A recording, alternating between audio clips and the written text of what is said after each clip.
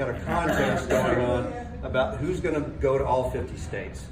So it was a big contest for a while. And I had been to like 45, 46, because I worked for the Fed for many years and into many different states. And he had a much higher standard than I did. He had to go to each state and take a picture of the Capitol buildings. Okay, so he had to visit every state capitol. High standard. My standard was, I step in the state, I'm there. You know, no airports. Airports don't count. So I had a lower standard, but it's still 50 states, right? So we started having a contest, and probably the first time that we really were getting excited about this.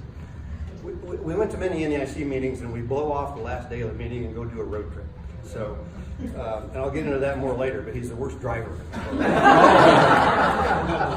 So we're in Philadelphia at an NEIC meeting, and we decided, early on, one of his wishes as a baby in India was to visit certain places around the country. One of them was Niagara Falls. He said, I really want to see Niagara Falls. That was in Disneyland and Empire State Building, Branson, one of those places. Yeah, Graceland, but that's later. Anyway, so we decided in Philadelphia, and look at your geography, we're going to go to Buffalo, New York. Now, where's Buffalo from Philadelphia? It's all the way across New York State. At the time, my brother lived there with his wife, and I said, we can stay with, chief examiner. We're going to stay with my brother, okay? In you say chief or chief examiner? Chief examiners, yeah. So we're going to stay with my brother and his wife in Buffalo, and it was to give Neeraj an opportunity to go see Niagara Falls.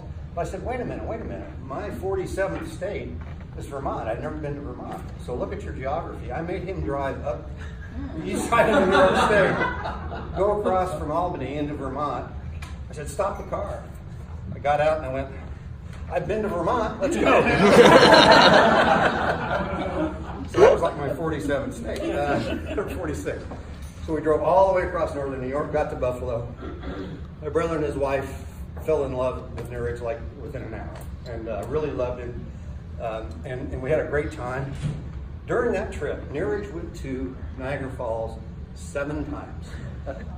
He's a photographer, so he had to take a picture of every angle of Niagara Falls. Also, the best view is in Canada. If you go to the Canadian side, if you've been there, that's the best view of the Niagara Falls. So he kept going across the border. And he did it on an expired passport. And every time the customs agents would see him, they got to know him, right? And they, it's you again.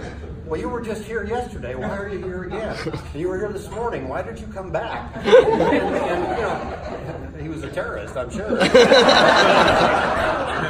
And finally, exactly. He was looking for a sunny day. Yeah, it was raining. And also he wanted to do it at night. He went twice at night.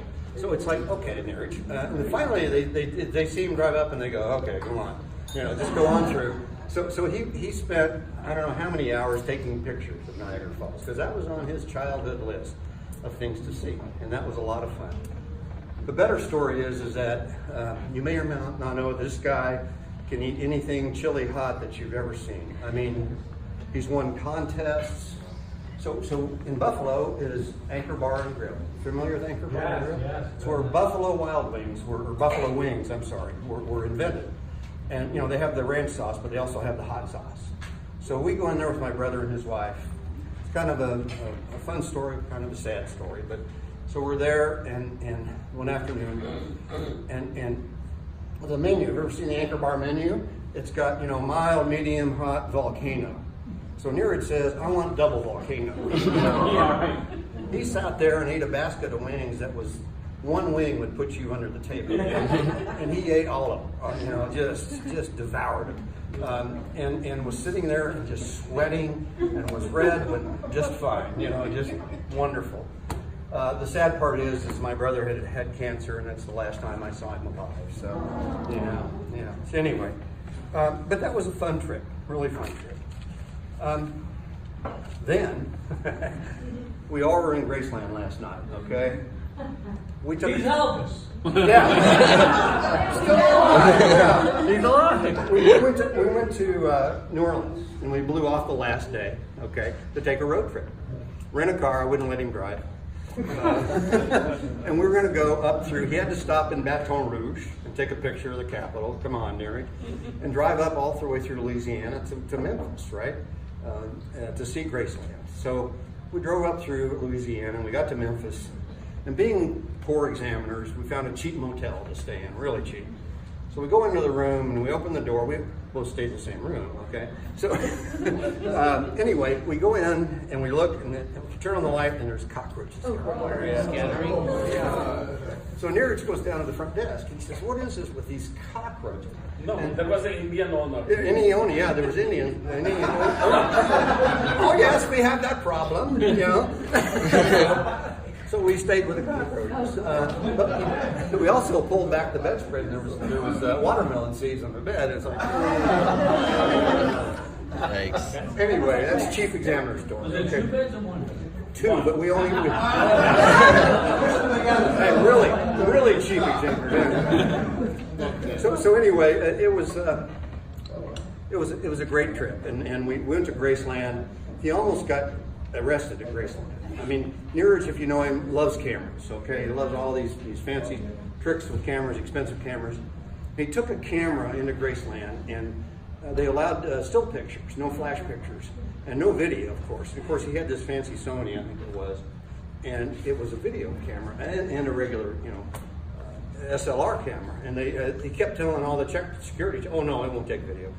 Finally, he got to the last checkpoint, and they confiscated the camera.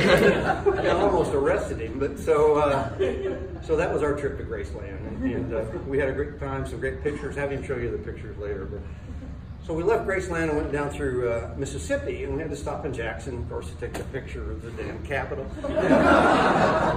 Came down through Biloxi and went to New Orleans. But on the way through Mississippi, we're driving down, and he sees a boiled peanut stand. You know, I'm going, have you ever had boiled? Oh, no. You know, he ate raw peanuts in India. And so we stopped and he fell in love with boiled peanuts. Every damn boiled peanut stand we had to stop at. All the way back to New Orleans, and he still loves them today. Yeah, it's like, so anyway. So he, you know, he decided to leave Oregon. He got sideways with Joel Orio, who was the commissioner at the time. And Neeraj went through accreditation several times, and he had one of the best accreditation scores ever.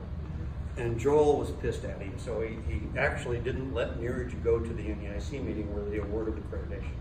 So while Joel was away, he interviewed with Hub Thomas and said goodbye.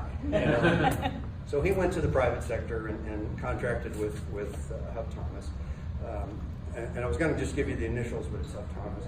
Anyway, so you know, he found his true calling. I mean, marketing. Everybody in the country knew him and still does. You know, he's great at selling himself in the firm. You know that, Alan. And you know, he really acquired a good clientele. And what he used to do when he sold his services or the company's services, he would accreditation guarantee your file, your exam file, you know, and he did. You know, every time he went into a company on behalf of a state, you know, hired through Hub Thomas, he would make sure that it was accreditation proof, and he really did a good job with that. So, you know, You're getting too serious. No, let me finish. While he was doing that, he still had his 50 states that he had to go to. He rented a car and a meeting in Kansas City, drove to Lincoln and then Wyoming and back through South Dakota and came back around to get, you know, up to 47 states or thereabouts. So it's like, you know, here we are in this contest, and he's getting like 5 states in one weekend. You know, it's just, that doesn't count. So, but you know, he started to learn how to treat his clients, chief examiners, and also management of the firm. You know, about how the best way to treat them and be respectful of them. So one of the first contracts he had was with DC. You all remember John Coleman for DC, the chief there? Yeah. So Tom knows. Tom knows. Anyway, so Neeraj had a good contract. I forgot which company, but anyway. Care first. Care First, yeah. Again? And he's there. Yeah. 30 Yeah. years later. Goes around, comes around. Yeah. So Neeraj, oh, hey, I'm big noise now. I'm a contractor, right? I'm going to take John out to dinner, or out to eat, you know. So I took him to lunch, and you know, he says, I'm treating the chief examiner of DC, and you know, it's boy, I'm big noise. He sends his expense report in back to Cecil Thomas. Cecil calls him and says, hey, don't embarrass the firm. Neeraj says, what do you mean? He says, you don't take them to Subway. Gotta take them to a nice place and spend a lot more, you know. It's like, okay. He never looked back. Never looked back. From there on. One more expense was so high.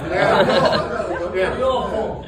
Yeah, so that's how you treat chief examiners, you know. So it's like, so anyway, he never looked back, and he, you know, he dealt with a lot of different chiefs. One of his favorite stories is that when he did a job for I guess it was Maryland with Dave Palmer.